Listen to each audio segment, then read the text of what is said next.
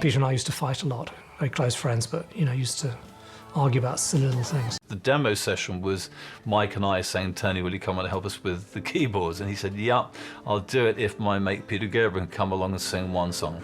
It was called She Is Beautiful to start with. I'm not sure what it ended up as. It was a lovely song. So we hustled our way into their session. Vanity arrived with fame. We did an album with them from Genesis to Revelation, which was just bought by us and our friends. And, you know, and then pretty much that looked like it. And he sort of was losing interest in everything, which was fair enough. And that was a very, very significant loss. I mean, Ant leaving was far and away the most significant moment in Genesis history. It was very apparent to us that he was a really good drummer, you know, had a fantastic sense of rhythm and stuff, which we were all a bit stiff, you know. And he had a lightness as a personality too. He could joke and stuff and everything, you know, much better than... We were very intense.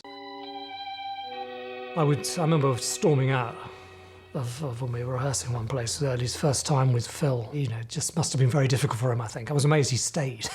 All this friction or sort of tension that was you know, kind of under wraps, occasionally would boil over, and someone would get up and walk out, and I thought, did I miss something, or what happened? You know? And it'd be like, motherfucking, off into the distance.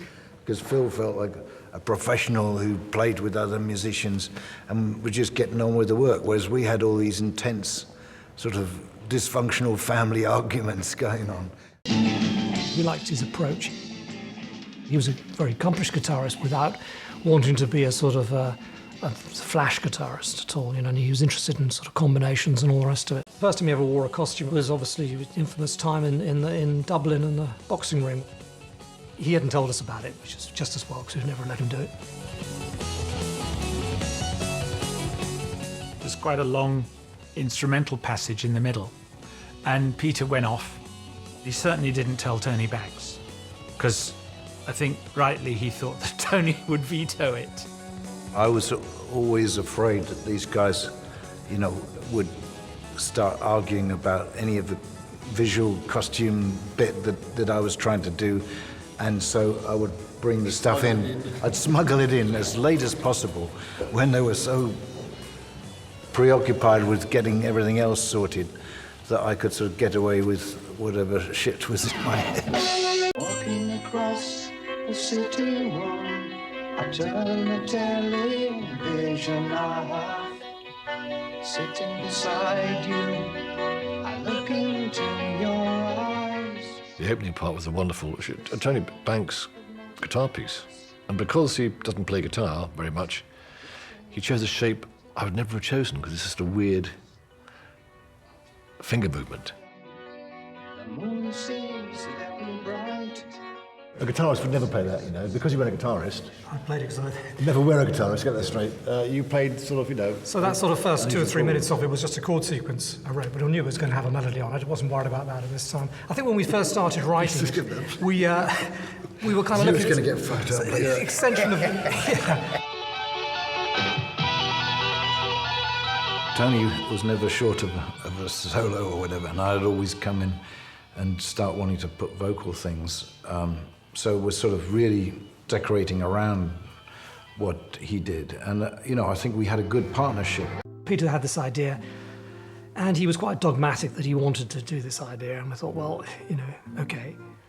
But it meant him writing pretty much all the lyrics as well. I think that the prime venom was between Tony and I. It's a funny period for me. The Lamb was my least favourite period during the whole of the time with the group. Basically, because mainly the problems with Peter, I think, you know, because he was, you know, because we'd obviously been very close up to that point, and the sort of things were going a bit wrong and all the rest of it. And he just didn't like me getting away with too much, you know, or getting into a controlling position. So there was, I think, wanting to keep check on my power as well.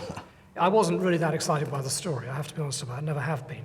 And that kind of was what the whole thing was hanging on. It was obviously becoming increasingly difficult. The whole way the band was perceived was getting difficult. It was seen very much as Peter and the band, you know, and that was kind of difficult for all the rest of us, because... I think he was creating some jealousies. Yeah, of course it was, you know. We were only in our early 20s, and it was a difficult time, that, you know. We had I remember a very long conversation, actually, about it, but I knew that he was not going to come back. It was as simple as that, really. But We talked anyhow, really. It was a question really whether he wanted to do it more than anything else. A lot of people compliment me on Trick of the Tail when I wasn't actually there. So it's... Reflected glory. One of the finest moments. The band were much more successful without me than they were with me. In many ways, it was such a claustrophobic experience, harder and harder to find relevant things for the guitar to do. So over time, I started to amass solo material.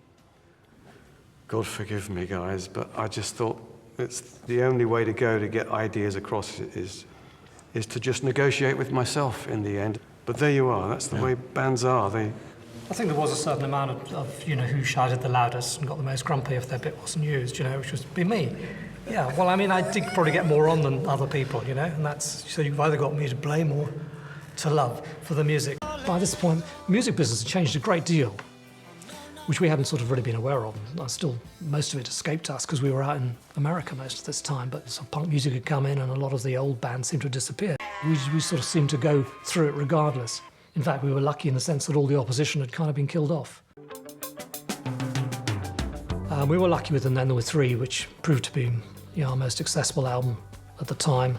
Follow You, Follow Me actually being a single hit, first hit we really had, Actually, Mike was the first one to really write the love lyric, which was Follow You, Follow Me, which doubled our audience overnight. Suddenly we were more female-friendly. Daryl can play anything, he's an incredibly versatile musician and brilliant musician. You can do the B-flat diminished, and that will go back into the G as a sort of bit of... We have to get the end of Firth Fifth. I mean, we're going to leave that till another point. So he has to sort of fit into a certain style for the piece, And when we wrote Firth of Fifths, and Steve obviously played the guitar so on that, he was quite a stiff player, particularly in those days.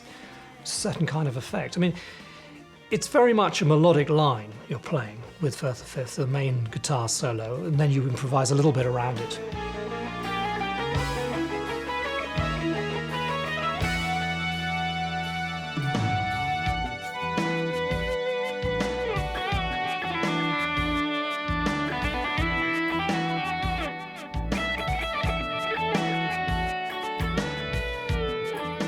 Turned into a very strong moment, a stronger moment than we probably ever thought it was going to be when we first did it. I thought it would never work on a guitar, but it just sounded great.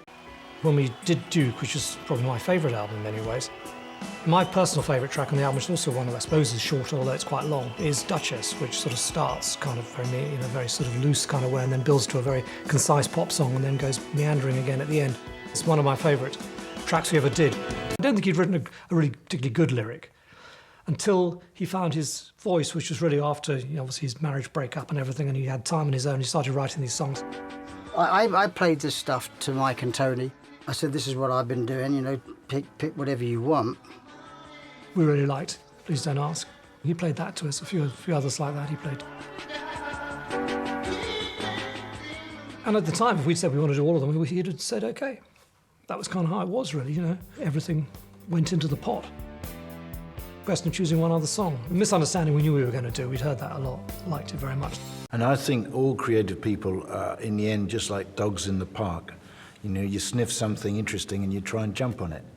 And when, we've always been like that, I think. It's... You can always tell where we've been sniffing. Yeah. I think it's probably a very good thing we didn't do it. If Genesis had done it, I think we'd have complicated it up. But of course, that's its whole charm. It's what works about it, is the fact that it is so repetitive. It's down in history now that Tony Banks claims that I didn't play him in the air tonight. But I did. And he didn't play in the air tonight. Doesn't matter what anybody tells you. I don't remember the moment when I played in the air tonight. I just was very proud of it, so I don't understand why I would not have done. Because at that point, I hadn't made my record. So I didn't know how good or bad it was going to be. I know people who picked up on us and say Abacab or something and think that's the best album, We always like to throw in a bit more sort of thinking kind of music in there. Did long songs and tried to do a few things that were slightly more, slightly less predictable, if you like. Stick at a thing for long enough, No, I loved it. It was great having hits. I brought up in the era of hits. In the 60s, next Beatles song coming out was the sort of high point of my existence, really, and all this stuff, So hits, for me, were very, I loved hits. And to suddenly have records in the charts, having a record it's still a thrill for me now to hear a record on the radio. Right now, for the very first time on Top of the Pops, it's Genesis. less obvious hits like Turn It On Again and Mama, which are kind of neither of which are very totally straightforward pop songs, were able to be hits because we're accepted now. We played on Radio 1, whereas in the old days we could only be played on sort of deepest, darkest sort of something.